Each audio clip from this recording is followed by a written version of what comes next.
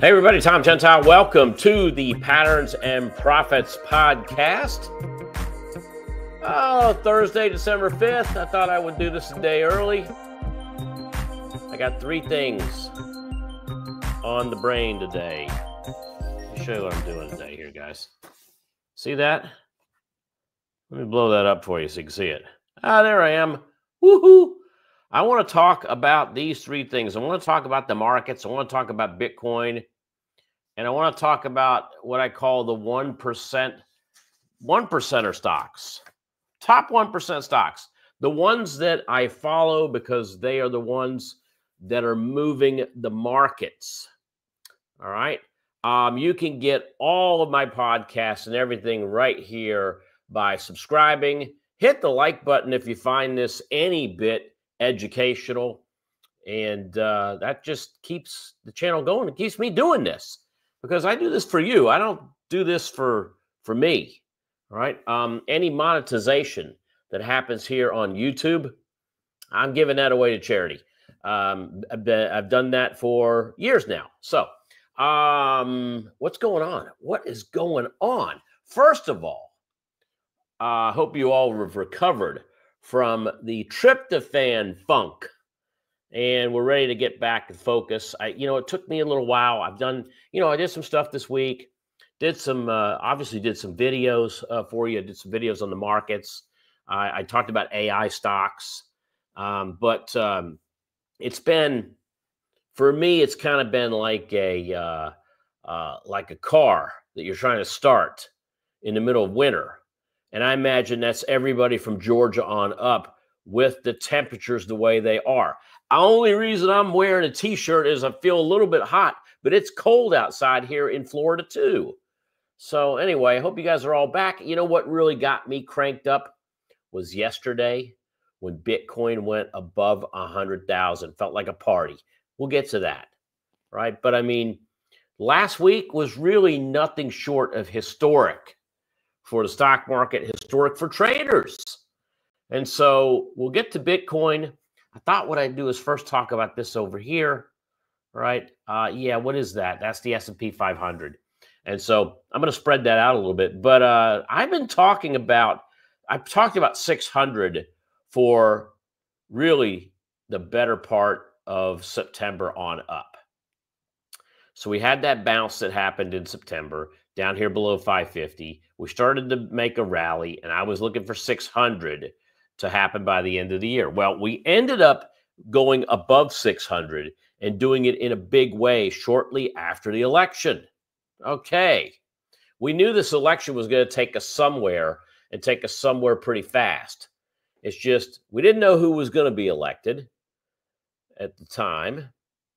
Now we know who's our elected president, and the markets reacted very positively, right? Check this out.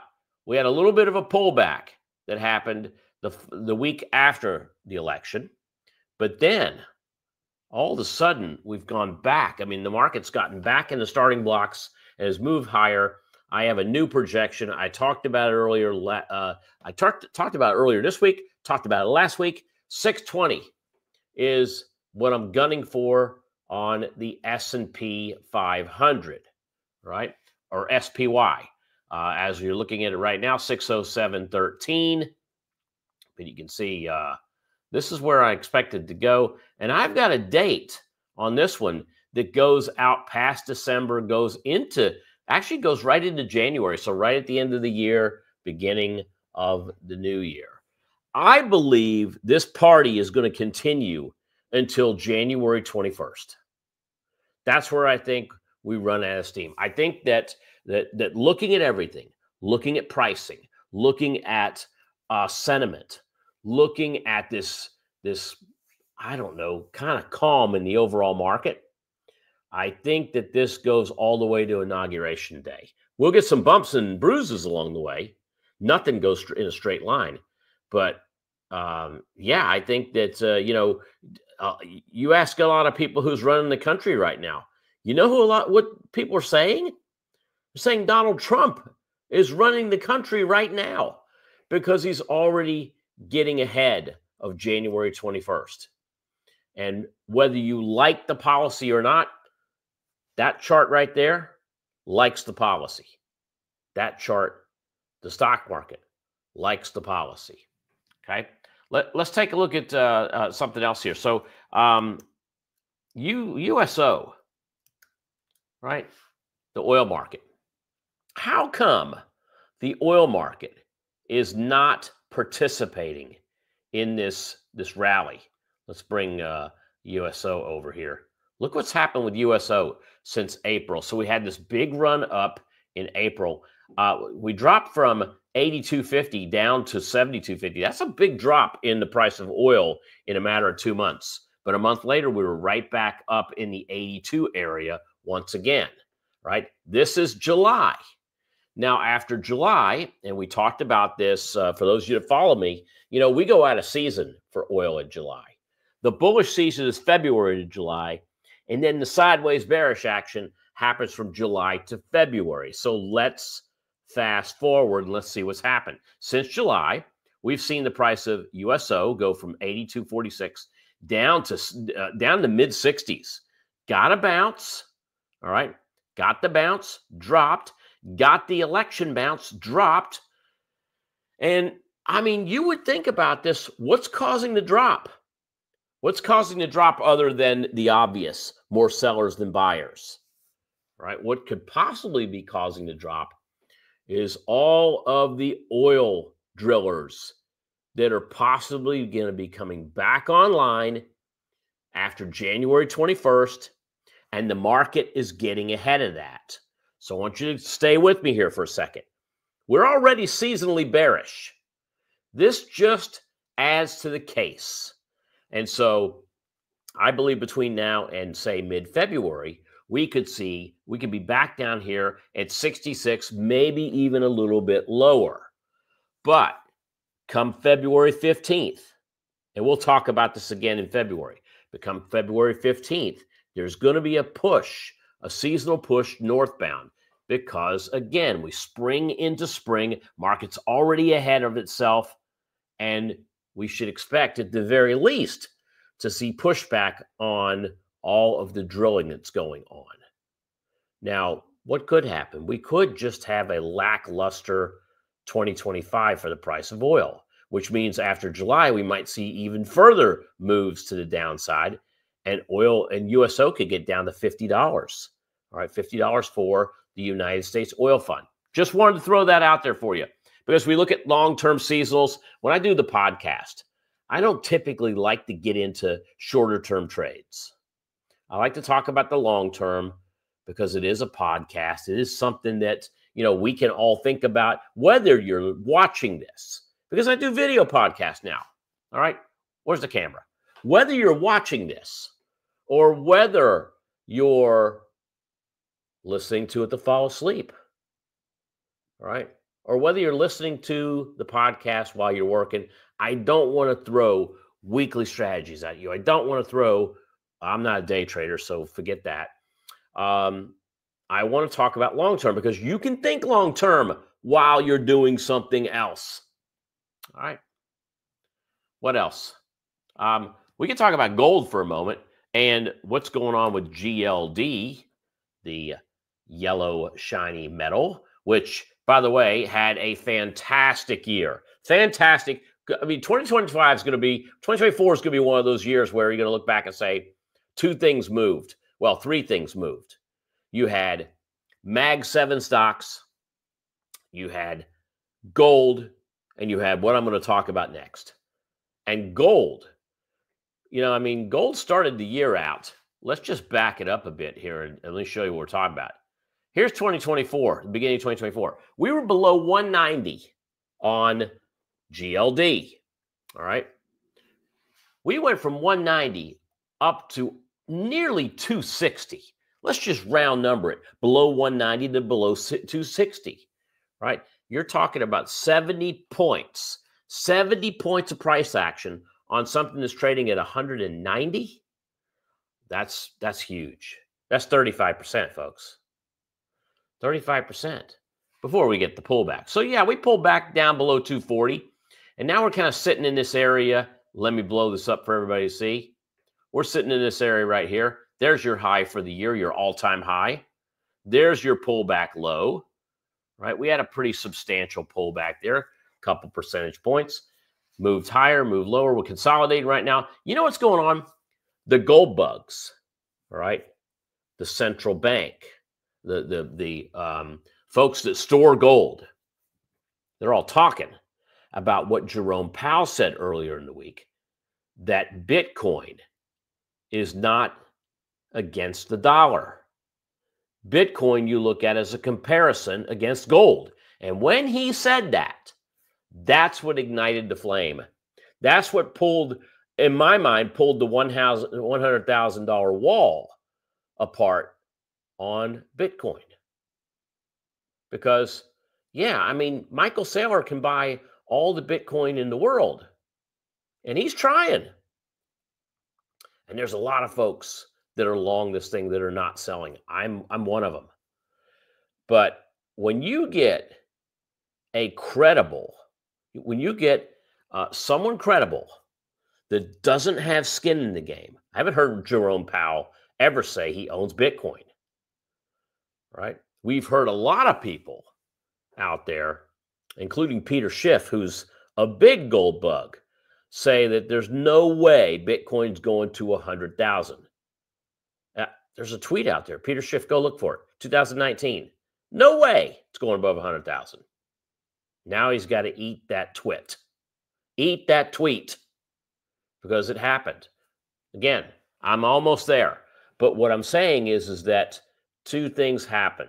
Right? Yeah, Bitcoin went higher. But the Bitcoin to gold ratio, that's when you take GLD and you divide it into BTC. That is at a historic high right now. So is that telling me that the Bitcoin, that the inflows for Bitcoin are going to start coming from the outflows of gold? We will see. All right, let's talk about the elephant in the room, BTC. I'm going to put the chart up here. We're going to talk about the chart in just a moment. I thought I had some fancy drawings on this chart. No, I do, but I got the wrong BTC up. I got grayscale up. Let's put the right one up, the cryptocurrency. Oh yeah, that's what I want to start with right there. So, wow. I mean, where were you when Bitcoin hit $100,000 last night? I was sitting on the couch. It wasn't anything memorable. All right. If you look at things like, you know, what pushed this higher? Jerome Powell comments pushed this higher. I think the groundbreaking debut of IBIT options, which I've been talking about for the last couple of weeks, I think that had a lot to do with it. I mean, we had 1.6 billion in the first morning when these things debuted, and you know, just more proof. So when you look at proof, you know, and I'm not talking about proof of work here. I'm talking about the fact that we go from storing. Okay, let's go back and do a little timeline. I'm going to do a different timeline with you today. So I started mining coins in late 2013, early 2014. Actually, my wife actually found a picture of the rigging machine that went in my house, and it went into the loft because I had nowhere else to put it. And this thing, when you turned it on and it started moving full steam, it sounded like the biggest beehive you could ever imagine, because these little fans on there were just spinning at astronomical rates. You needed cold air to get into this thing just to keep the GPU cards from igniting. Anyway, I remember that. I remember later in the year when Coinbase first became what I thought was the first real exchange to start trading Bitcoin on. I saw something that said when Coinbase, if you bought $1,000 of Bitcoin when Coinbase first came online, it's worth over $1.5 million today. Amazing. Okay, I was there. I was there when that was happening. I was there when when we saw geeks mining Bitcoin, geeks talking about Bitcoin. I remember when I was mining, I entered something called a mining pool. That's where a bunch of miners that get together, they pool their resources together, and they get rewarded based on the amount of mining processing that their machine does when you compare it to the group. So I remember that. I was part of the slush pool. The slush pool was very good to me. I remember when my wife told me, get rid of that machine. The electricity bill's too high. First, she said, get it out of the house. Can't handle the sound. Put it in the garage. And my garage wasn't air conditioned. So you can imagine what the temperature was in the garage. It was over 100 degrees. This was in the wintertime. Winter, early spring, 100 degrees. Because it was no longer in the loft. It was there. It was down there. So then it was the electricity bills. Listen, let me tell you something. I don't think there's a week that goes by that somebody in my family doesn't bother my wife saying, hey, imagine if you'd still had that mining machine. I had the mining machine until I got rid of it in late 2014. I didn't have it a year. And so then, during that year, you got to remember, the reward was 25 coins when you hit reward.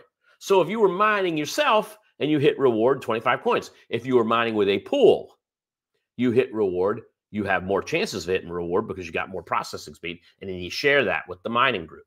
So, and I remember at the time I had one of the fastest machines. I had one of the biggest machines. It was pretty cool. But come toward the end of the year, I had a very hot garage. I had high bills with the electric bills. And all of a sudden I wasn't the big guy in the slush pool because other machines were coming in. They were building bigger ant mining machines, SIPC machines. And so not SIPC machines. I'm trying to remember the Shaw 256 machines. And so anyway, I wasn't the big man on campus. By the end of the year, my machine had dropped quite a bit. I wasn't able to mine as much. So there was a lot of reasons why I decided to exit stage right in the mining area. Long story short, I started buying on Coinbase. I think it was a couple of years after. I was actually looking at some of my Coinbase stuff. And what I noticed was, I was looking at some of the prices I was paying. 9,000, and I didn't go back all the way, but here's 9,175. That was in 2020. There was did I pay? Yeah, I paid 22,000 for Bitcoin in 2022. I paid 38,000 for Bitcoin in 2022. I paid $8,884. That was in 2020, and I had some before that. But what I'm trying to tell you is that I mined, but then I believed so much in Bitcoin that I was buying it. I was buying it after I mined. I was buying it before COVID. I was buying it during COVID. I was buying it after COVID. My latest buys were just a few weeks ago. In the 90s, in the 90,000 area. So I'm trying to tell you, for those of you that say, oh, you mined it, you got it for free. First of all, I didn't get it for free. That machine wasn't cheap that I bought.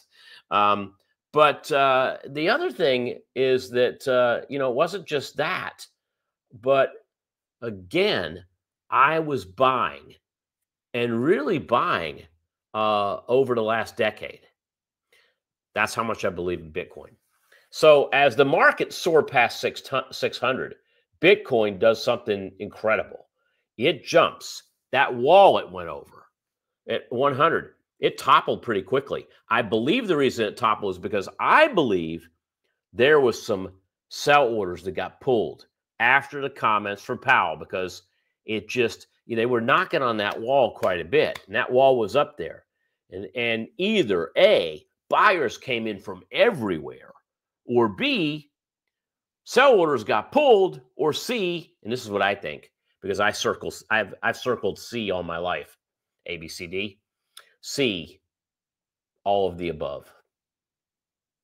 All of the above. All right.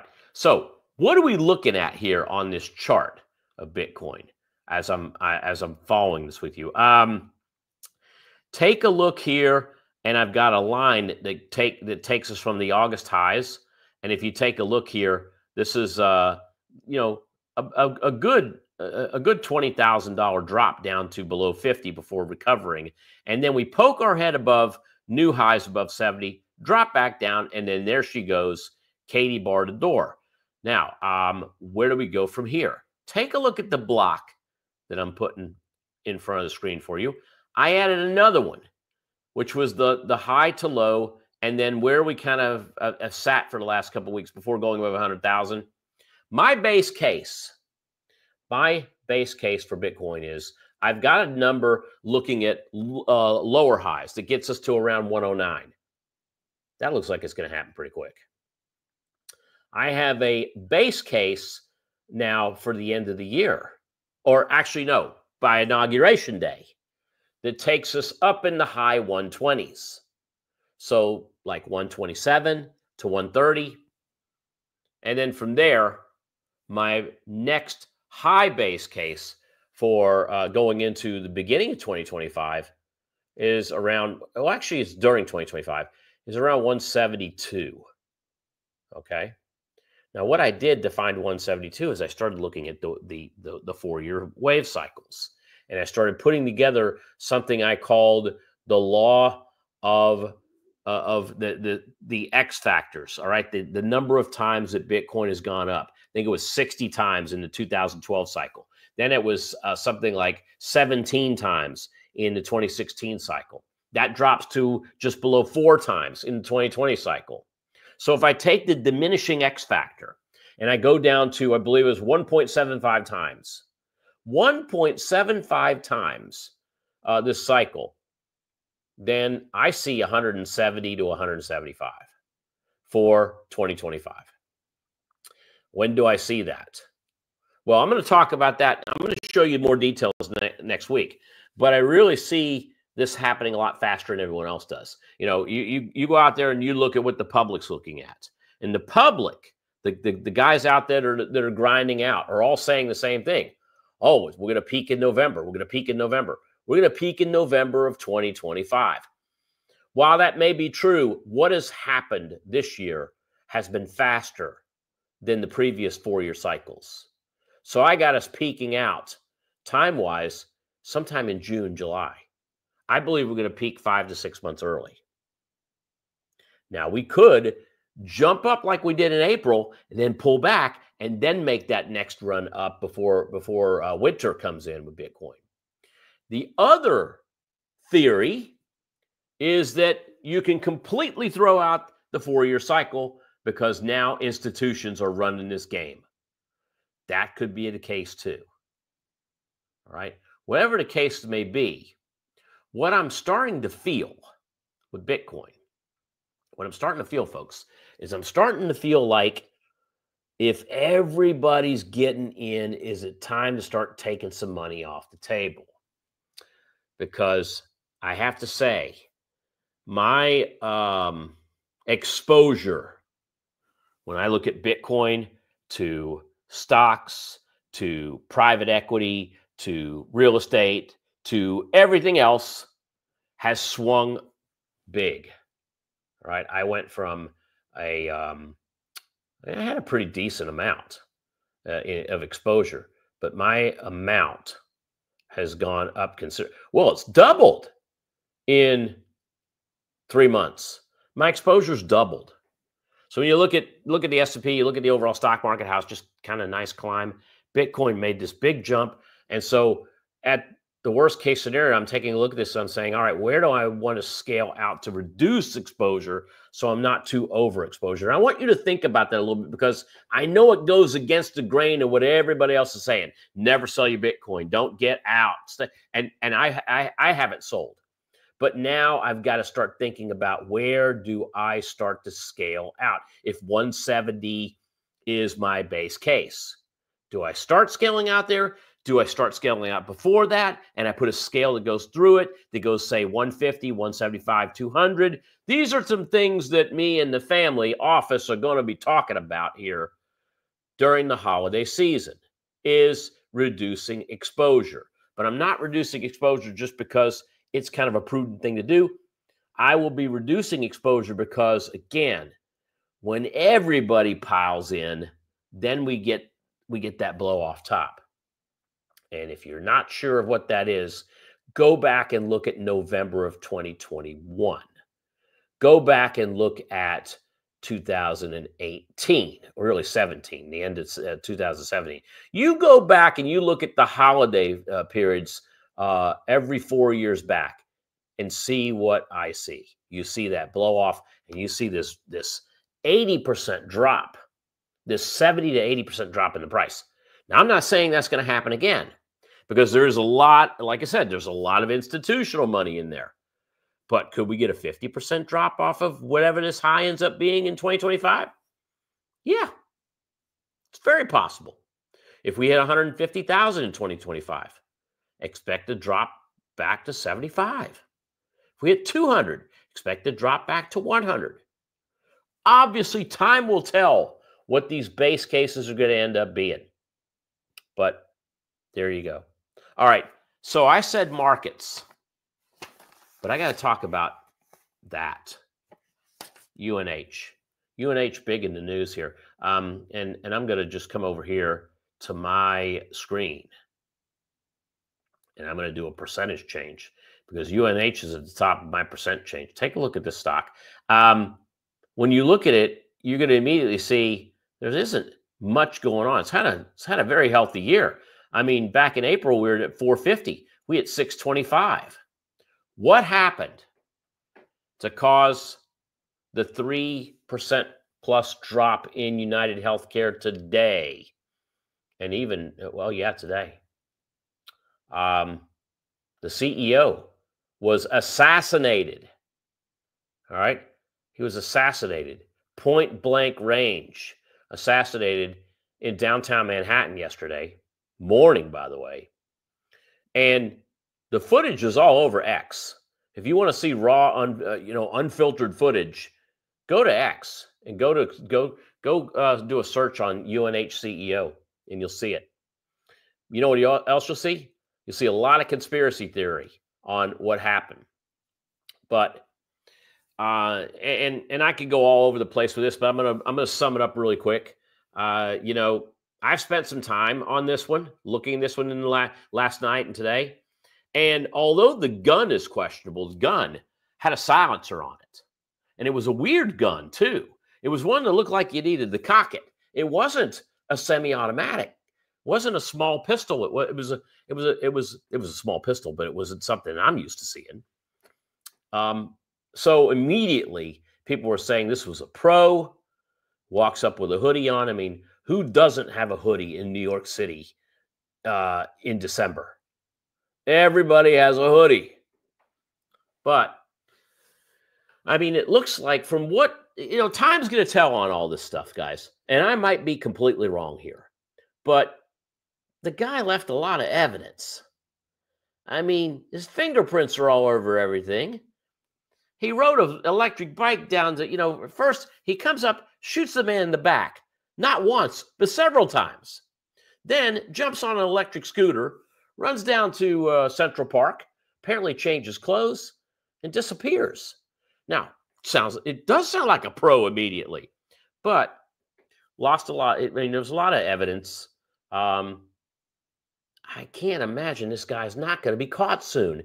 And if you look at what the CEO's wife said, she said he was receiving threats, death threats, and he said to her that it had to do with a lot of unpaid or denials in medical expenses. So I looked up medical expenses on United Healthcare compared to all the healthcare companies. They're number one in denials. In fact, UNH is denied 1/3 of all submitted medical expenses. They're the highest of all in terms of denials. So perhaps this was some personal thing. But, you know, I mean, part of me sees that and part of me thinks, I didn't even know who the CEO was. It's not like Brian Moynihan from Bank of America. Everybody knows his face. If you're, you know, just watch CNBC long enough. Everybody knows Brian Armstrong, the CEO of Coinbase. You know, there's people, Warren Buffett. There's people you know, and if you saw them, you'd see them. How did this guy know this guy? How did this shooter know the CEO? The guy was a low-key guy. Anyway, let's get off that topic. Let's get to the stock. So if you take a look at the stock's down over 3% today in trading. And if I go and break this out, you can see what's happened here just in the last month. Biggest drop here in the last month, you see. But it isn't down 5%. It's not down 10%. And more importantly than price is look at the implied volatility of the options. You would think something like this, if this were big market breaking news that was going to affect the stock, you'd see this. You'd see this implied volatility number here. You'd see these IVs all up here. They'd be trading in the 30s or 40s. They're not. They're still trading down. Now, are they high? Are they higher than the norm? Yeah, but they're not that much higher. We're talking about a month ago, short-term volatilities were below 20. And today, they're 22. Long-term volatilities were around 23. They're 24. They're not that much higher. So when I look at this and I think, what's going on? Is everybody dumping? Or is there a perception there's going to be a big dumping that goes on at United Healthcare? The answer is no. Right? And my own opinion on this is the CEO is not to blame for this, all right, for high prices.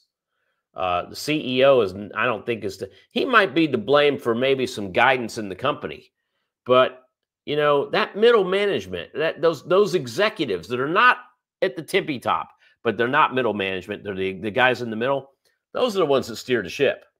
Those are the ones that decided that the algorithms, they were going to have an algorithm that was going to deny more claims than normal.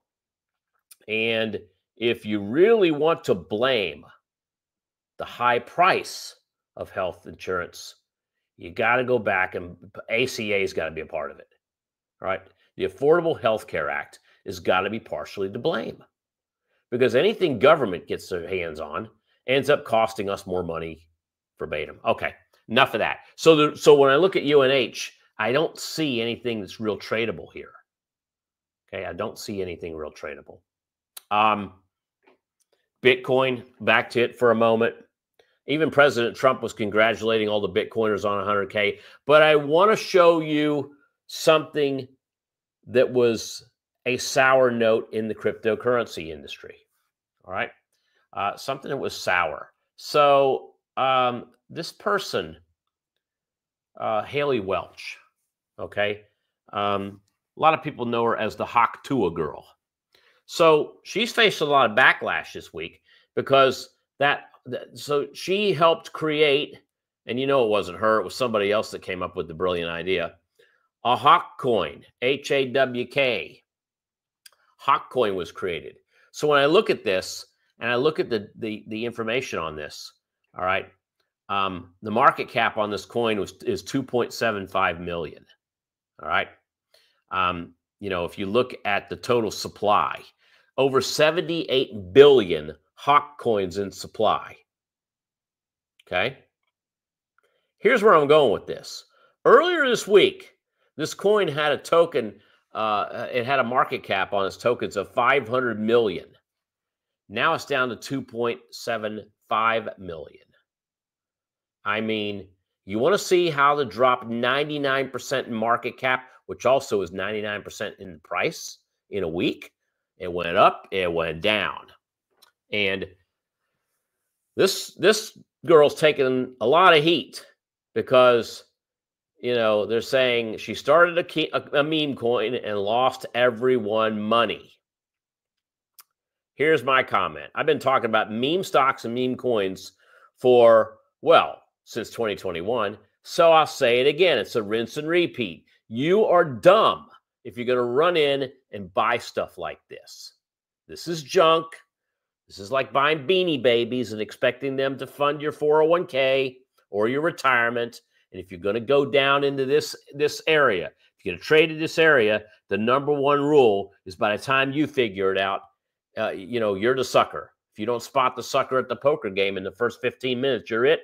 If you don't spot the sucker in the first few seconds of buying meme coins or meme stocks, you're it, right? So what has happened? We saw this coin go up. We've seen this coin go down. It's happened very, very quickly here. If you look at the charts kind of say it all.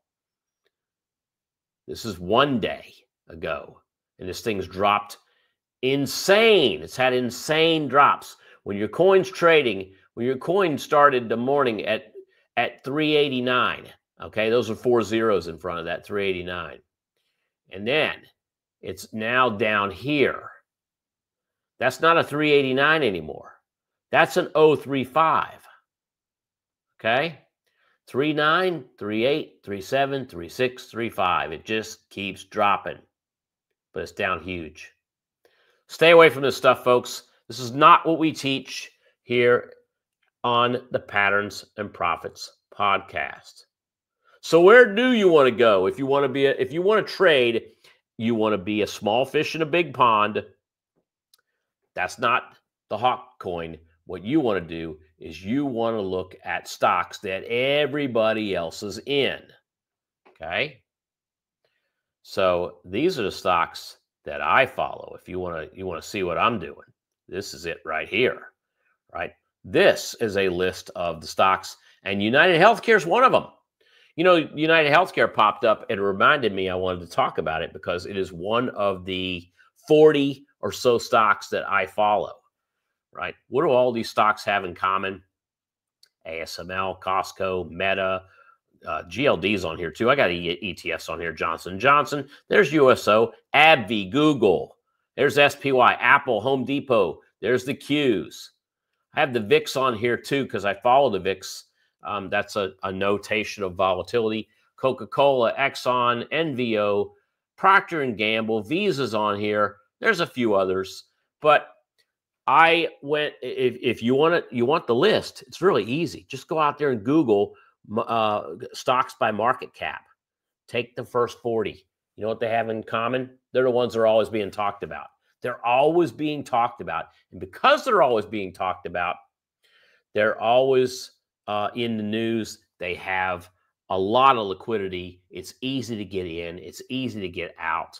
And what I did was I just put them into software I use, and I look at what's up and what's down. Okay?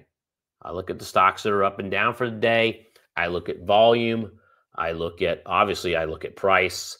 And then, so spot the opportunity. Well, the opportunity is going to exist in a lot of these stocks. Okay? The liquidity is there. It's not a liquidity issue for the top 40. But I'm not saying go out and follow the top 40 and just buy them. Now, you might want to do that as an investment strategy. That's up to you. But if you're trading, if you're in that 30-day trading window like I am, this is a good list to start from. And then we look at maybe trending patterns, or we look at support and resistance patterns, or we look at seasonal patterns. Okay, I did a video on this a couple of days ago, folks, where I talked about looking at AI stocks, and a lot of stocks in this top 40 are AI stocks. And we looked at the top 10 AI stocks, and then I said, all right, let's look at these 10. Is there anything hitting trending indicators right now? And we found one. And then we looked at, is there anything that's hitting the support and resistance areas right now? And we found one. And is there anything out there that's hitting seasonals? And we found one that was later in the month. But what I'm saying is, guess what? I only found one in each of those. And I had to go back and forth a little bit, this week to find things that were hitting buying opportunities. Here's the thing. These 40 stocks, 39 of them might not give you a signal. But if you're following rules-based trading strategies, This is a good list for starters. For folks that don't have a lot of experience, you don't have a lot of knowledge, you don't have a lot of money in your account. Okay? That's a great list to go to. You want to get that list? Tell you what I'm going to do.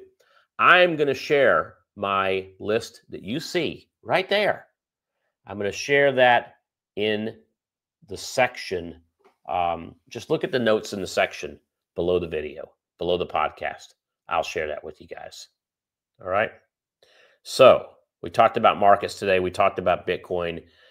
Stay out of Hawk. All right. UNH. I don't see any kind of a trading system there, even though, news, the biggest news story of yesterday does not always create a trading opportunity today. Keep that in mind. I look at objective rules, and typically news isn't objective. We all know that. If anything, we've learned that this year.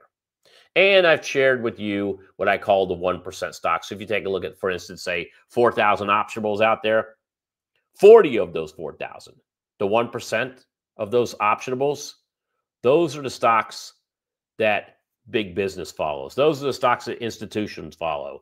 Those are the stocks that I follow as a small list of the top 10% that I actually follow. But these are the stocks I want you to follow. This is what I want you looking at to determine your trading opportunities as you go forward. All right. Thanks for joining me, guys. Again, if you found any of this educational, give me a thumbs up, hit the like button, comments. Love to hear them from you, okay? I actually answer comments, all right? I answer comments as much as I can. So with that, have a great upcoming weekend. We'll see you again soon. Bye, everyone.